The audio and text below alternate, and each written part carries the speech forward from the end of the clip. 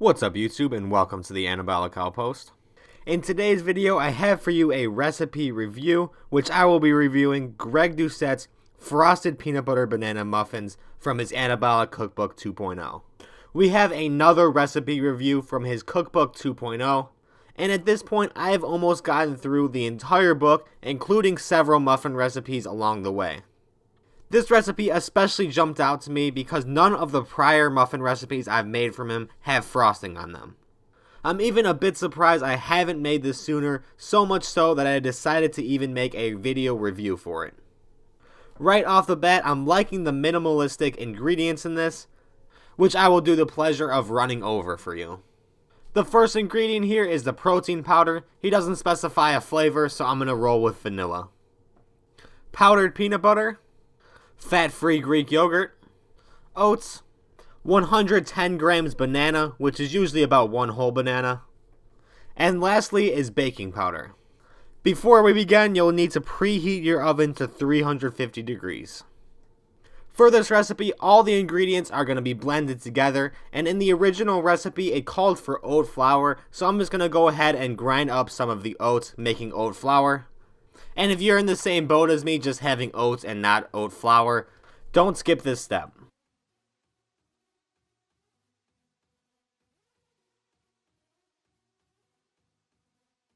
Now that that's over with, I'm going to go ahead and add the protein powder, measuring that out at 33 grams.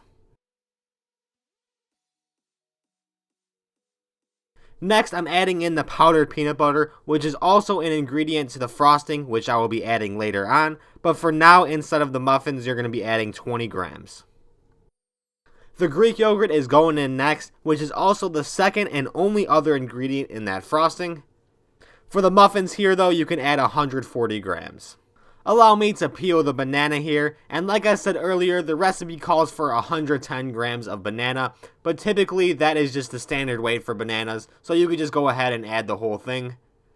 Not even gonna measure it out. I think I get Greg's approval on this one. And the last ingredient for the mixture here is baking powder, measuring that out at 5 grams.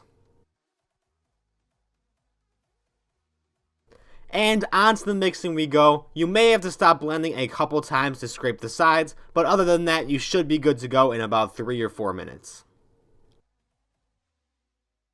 And the muffin mix is all set and ready for baking.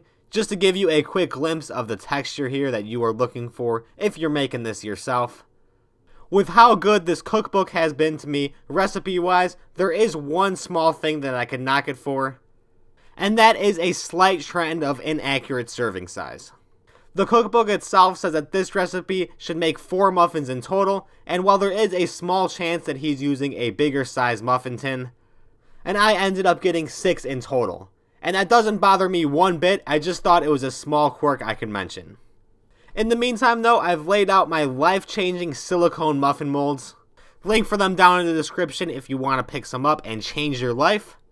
And from there, you can evenly distribute the muffin mixture inside of the cups, just allowing about 1/4 of an inch for them to rise. And I'm done pouring them in. This is the final look before they go in. And these will end up cooking for 20 to 25 minutes. I initially set my oven timer for 20, although it ended up needing the full 25.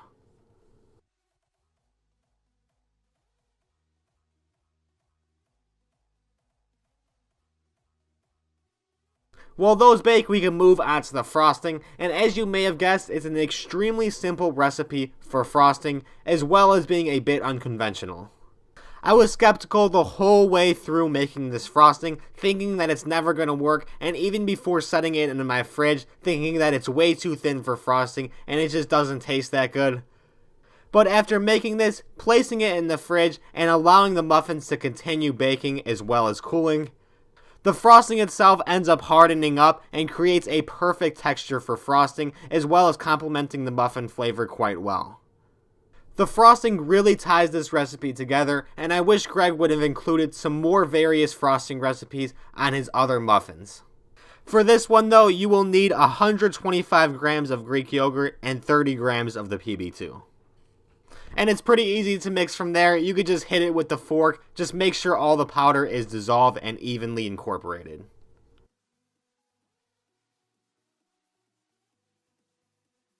My muffins are all now done, needing the full 25 minutes to bake and also allowing time for them to cool. And once they're cooled, there is only one thing left to do, and that is frost them. A rubber spatula does the trick, and you could go about your business spreading the frosting. I thought I loaded these muffins up with frosting pretty good, but even then I was still left over with a decent chunk of frosting. So keep that in mind. If you want a little less, you could possibly adjust the recipe and make less of the frosting. And once they're all frosted, that is it for the recipe. All of his recipes are pretty simple, but this one seemed to be especially simple. Especially for how many moving parts there are with the muffin aspect and having to make the frosting as well. The process overall went pretty smooth. As far as a review for the muffins themselves go, they were incredibly excellent. There may be a little bit of recency bias here though, so it's hard to say it outright. This might be my favorite muffin recipe from Greg. The carrot apple ones are a close second, but this is right up there with them. I would definitely make these again, and I can't say enough how much I enjoyed them. I know I can't get out of here with a rating though, so for these frosted peanut butter banana muffins by Greg Doucette, I am rating them a 9.5. And there's always going to be somebody out there, so I will give you the macro breakdown. For this entire recipe in total, it's going to have 815 calories with a total of 13 grams of fat, 95 grams of carbs, and 86 grams of protein. With that being said, thank you for watching this video. If you did have any questions about this entire recipe process with making the muffins, feel free to leave a comment down below and I will get back to you as soon as possible. Other than that, if you did find this helpful today, leave a like and subscribe if you haven't already. On your way out, check out the Patreon and affiliate links down in the description below. Thanks again for watching, and I will see you in the next video.